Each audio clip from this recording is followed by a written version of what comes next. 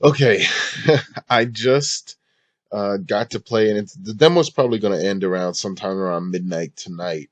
But there's this alpha demo of a game called Nioh that released on PSN, and oh my god, I mean everybody's been talking about it. It's a wonderful experience if you're a Souls fan. If you're not a Souls fan, if you're a casual gamer, you might not want to. You might not want to try a game like this. It's not the best tutorial wise, even though it's better than Souls is tutorial wise. Excuse me, but there still is a lot that you have to personally learn on your own. And there are still some things even now that I don't fully understand because they don't really explain them very well.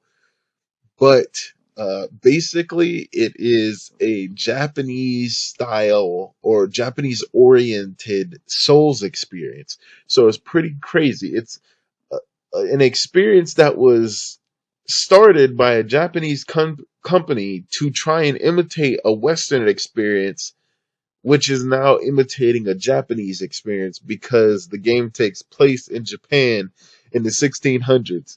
It's just the weirdest freaking thing. Speaking of mix-ups of mix-ups. Speaking of mix-ups of Western and Japanese, for some reason they went with a Western protagonist, and you're gonna see this like I don't know if his hair is like super light blonde or bleach blonde or if it's white, but it's not quite like Geralt white. It's got a little bit of a brown tinge to it. So I guess it is kind of bleach blonde, but you got this fucking bleach blonde, blue-eyed protagonist, this white dude. He's fresh off this boat when you get there in the 1600s, and I'm guessing that he's grown up in Japan because for some reason this dude knows how to use Japanese weaponry and wear Japanese armor, and he's got all these fucking Japanese sword moves and stuff that he knows how to do. I'm like, how the fuck does this goddamn Caucasian guy know how to do this stuff with all this Japanese armor and his weaponry? But I mean, I guess what they were trying to do was appeal to a Western audience. And you know, guys, we first of all, not everybody is white in the West, and for two, you don't have to have a person who looks like you to get engrossed into that character. I mean, Solid Snake doesn't look anything like me, and I love Metal Gear Solid. I can't get enough of that shit. You know what I'm saying? I don't know. I really don't understand why they're going with that. But whatever. I mean, it doesn't really matter. I wish that you could make your own character if it was going to be anything. If it's going to be anything when it comes to a character in an RPG, I want to be able to at least modify my character like crazy, or at the most be able to make my own character. Like that is the best thing, and that's why in Wounded Falcon and Ninja Gaiden Wounded Falcon and Dragon's Creed, I'm always like, you can make your character. Now you can't do all kinds of crazy stuff on the first playthrough because it would make the story goofy as shit. You know what I'm saying? It would make it look stupid. It would make it ridiculous. But you should be able to do something like that. Like second playthrough, you unlock once you beat the game, you unlock abilities to make shit all crazy. Like you can stretch your nose out all long and all this other nonsense that players like to do occasionally. Whatever, but I really would like it more if they would have, and this game imitates plenty of things from Dark Souls. So I really wish they would have done it more where they were like, we're going to let you choose what the character looks like, instead of deciding for you, because I really don't, I mean, at least they could have went with a female character to mix things up. I mean, we literally got the Joe Schmo protagonist here who he in the alpha demo, he doesn't speak a word of dialogue. I mean, he's grunting and shit, but he doesn't actually say anything. You know what I'm saying? So there's no connection to this guy as of yet. So we'll have to see what they do with the story once the game releases. But anyway, Joe Schmo, white dude, is right off the boat, right? He's fresh off the boat. They start you off pretty crazy. They start you off with no weapon in a game where weapons are so important and the way you handle weapons is very unique, to this style of game. I don't think I've ever had to do it like this with this style of game.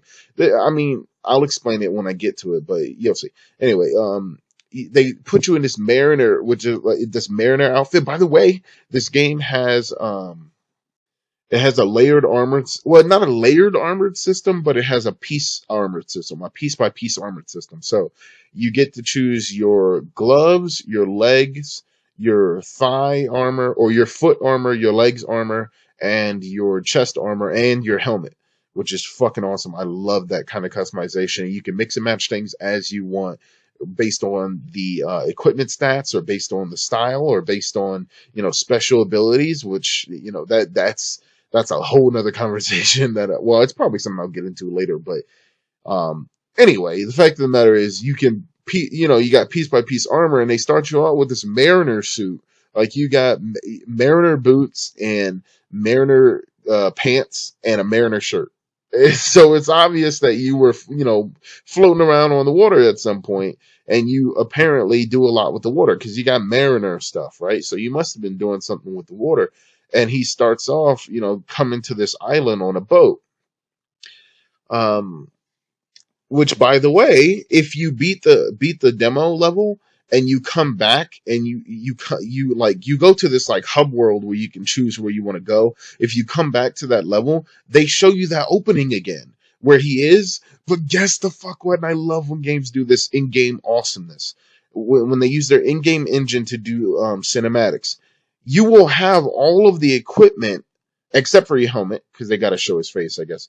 You'll have all the equipment you have on him in the cinematics. I love when games do that, man. I love it, including your weapon, including your. Now I don't know if like he ever has to use a weapon in a cinematic. If that happens, they might force you to have a specific weapon. But even Metal Gear Solid doesn't do that too right, because like you can play as other characters in Metal Gear Solid 5, but every time you come to a cinematic, you go right back to Snake, and my Snake is covered in that tacky ass, dumbass fucking blood I can't wash off. So it looks stupid as shit. I skipped through all the cinematics now. It looks ridiculous. Anyway, the fact of the matter is, here they did it right, okay? So graphically, the game is not the best. I remarked several times as I was playing it, it really looks like it's a PS3 game. Seriously. I mean, it's not hideous, but textures are muddy at times. Things look doughy and glossy, and it's not the best. It really isn't like a next gen title graphics, which is fucking weird as shit.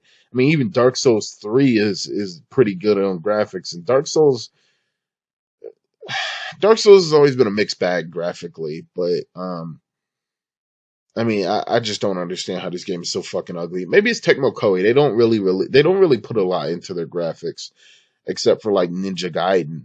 And even on Ninja Gaiden, some of the things are like, what the hell is wrong with this? Like, this really doesn't look that great. Like, I think that when Ninja Gaiden, the original remake, released, the graphics were great for the time. But by the time Ninja Gaiden 3 and Razor's Edge released, it was like, this is like basic graphical shit. Like, this isn't interesting like the other graphics were in number 2 and Ninja Gaiden, the remake. But anyway, the fact of the matter is, graphically, you're not going to be impressed. So don't go in there looking for like, oh man, can't wait your new game, man. Like Doom, the new Doom that's about to release looks a hell of a lot better than this. I think Doom is releasing on the 21st. But anyway, looks a hell of a lot better. So this game is not that great graphically, but we all know what we come here to a Souls-like game for. You come for the gameplay, and they put a shrine, which is AKA a bonfire, right next to you, right? So you obviously go over to this shrine, right? And you hold O. Everything is done when you're trying to pick stuff up. It's done with the O button. When you're trying to activate things, it's done by holding O. So I really like that dual functionality. I love when games put dual functionality in, because there have been some games where they just waste multiple buttons, and then you're like, well, why can't I do this and this and this all on this one button? All I got to do. There's different ways that you can do it. So they did a really good job there with the dual functionality. At your shrine, you can only do certain things at first until you start unlocking other things by leveling up. So at first you can't like do jutsus, which is apparently you can be a ninja in this game. There's 2 different styles of magic or item usage. There's like the jutsus, which is ninjutsu, where it's like you get shurikens, you can get fire shurikens, you can get these things called mabakichi or mabaichi or something like that. They're basically those spikes that you saw.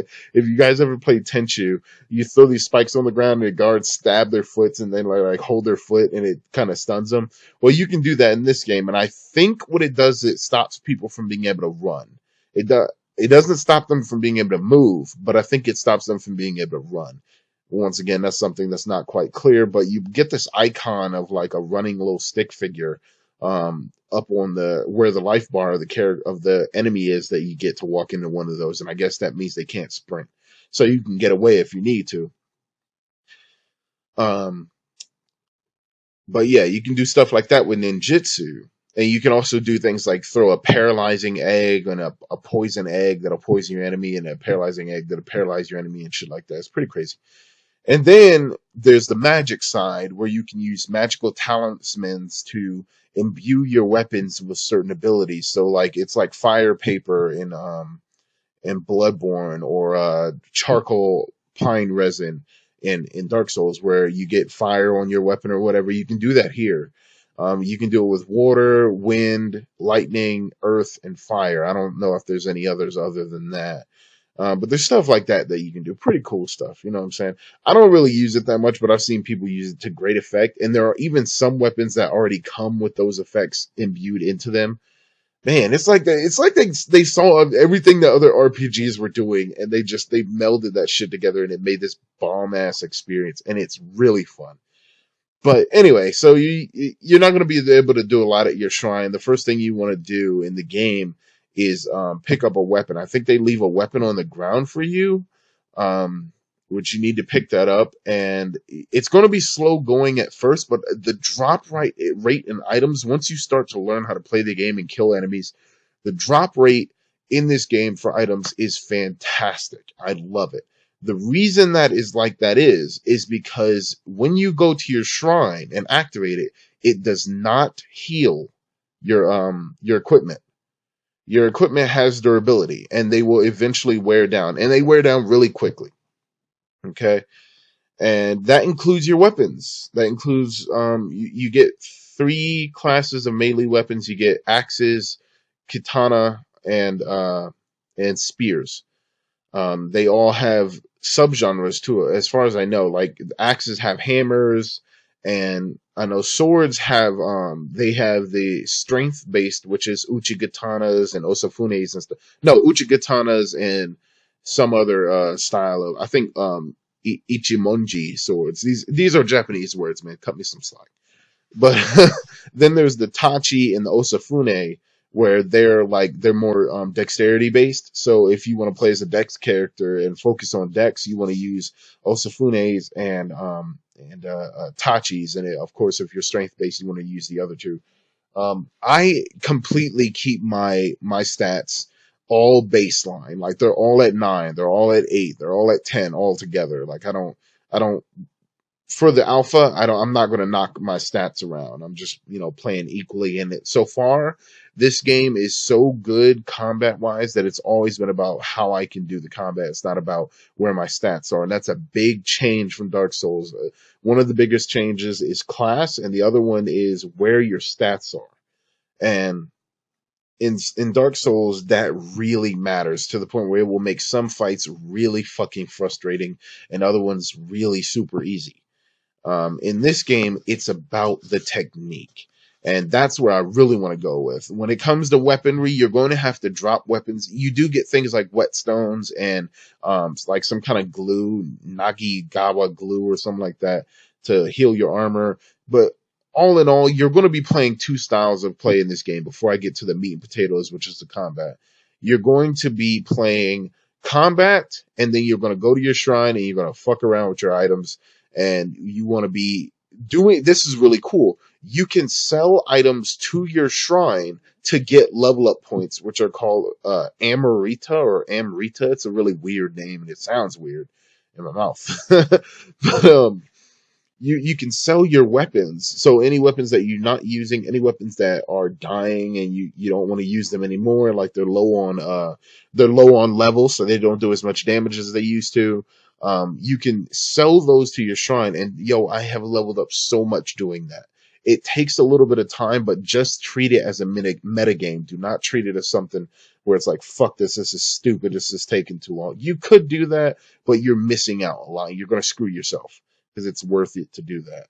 I'll be right back.